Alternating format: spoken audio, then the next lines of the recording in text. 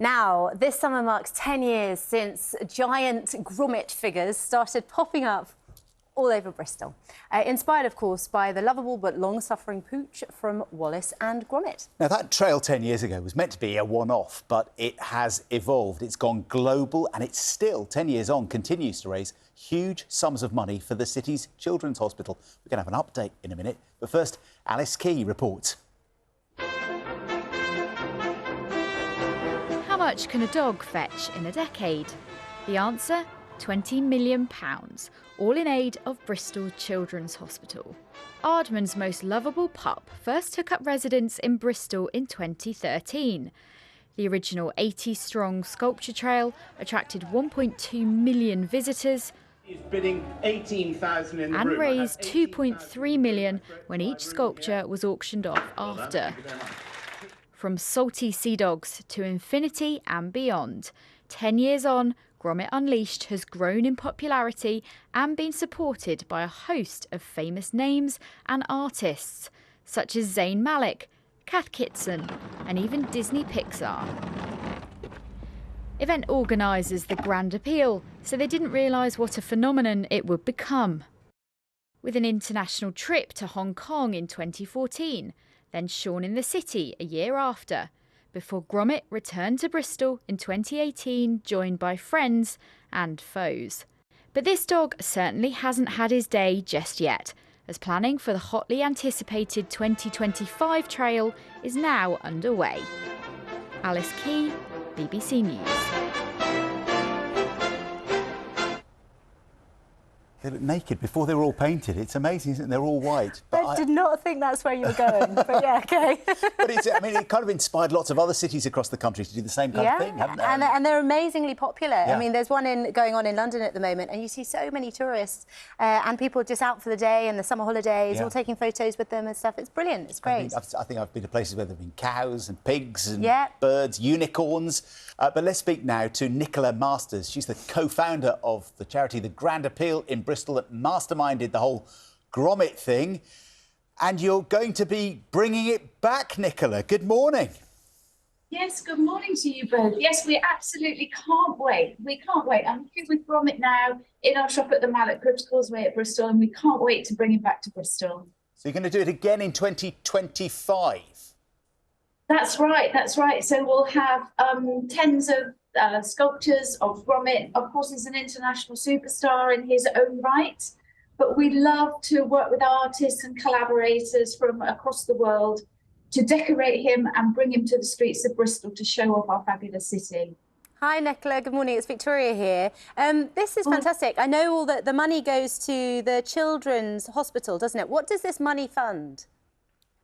So the Grand Appeal funds a range of activities in Bristol Children's Hospital, and we've been privileged to be the Bristol Children's Hospital charity for nearly 25 years. We fund family accommodation, we fund research, we fund life-saving equipment, and we fund the important things for children to give them a normal childhood, like arts, music and play. So it goes for a range of activities, and we try and help the hospital and its staff in every way we can. What sort of stories do you hear back, Nicola, about the difference that money, those Gromit, have made? Well, we're pretty privileged in running our family accommodation. We have 30 rooms, so we have families from across the whole of the southwest, right down to Cornwall, staying with us. And hearing some of their stories of their children and babies that are treated in Bristol Children's Hospital and the region's neonatal intensive care unit is truly humbling. You know, we are privileged to be in our position. We love looking after the families, and we do all we can to help the Children's Hospital have access to the very best medical equipment it can. So, Nicola, you mentioned that you're going to be doing this again in 2025. Can you sort of give us a sense of some of the artists that may be involved? Who's been involved before? Well, from Disney through to DreamWorks, through to a whole host of local artists who are absolutely fantastic. Do you know what? I'm going to keep that as a little secret because we've got lots of things planned and lots of things tucked away up our sleeve, and we'll be making more announcements in the near future. But what you can expect is a fantastic trail with lots and lots of surprises coming your way in Bristol. I live in Bristol, Nicola. I remember taking my kids to it 10 years ago. I remember covering the first trail 10 years ago for BBC Breakfast. But I suppose, as we were saying there, that the challenge might be in 2025 that there have been so many of these kinds of trails all over the country now that maybe the novelty has worn off. How do you keep it fresh? How do you keep people's interest? And that's just such a good question. And as a Bristolian yourself, you'll know that some of the fantastic scenes we had of families going around the city in 2013 together, all multi-generations, visiting the Gromits and collecting the sculptures on their app. You know, you have to refresh it. Every trail we've done has had an added interest into it. So we will be making sure that we bring that special touch, that added interest to the trail in 2025.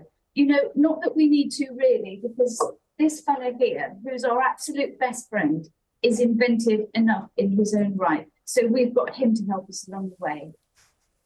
He looks so plain when he's not covered in paint and mosaics, though, doesn't he? I know, but if he's lovable, all you want to do is wrap your arm around him.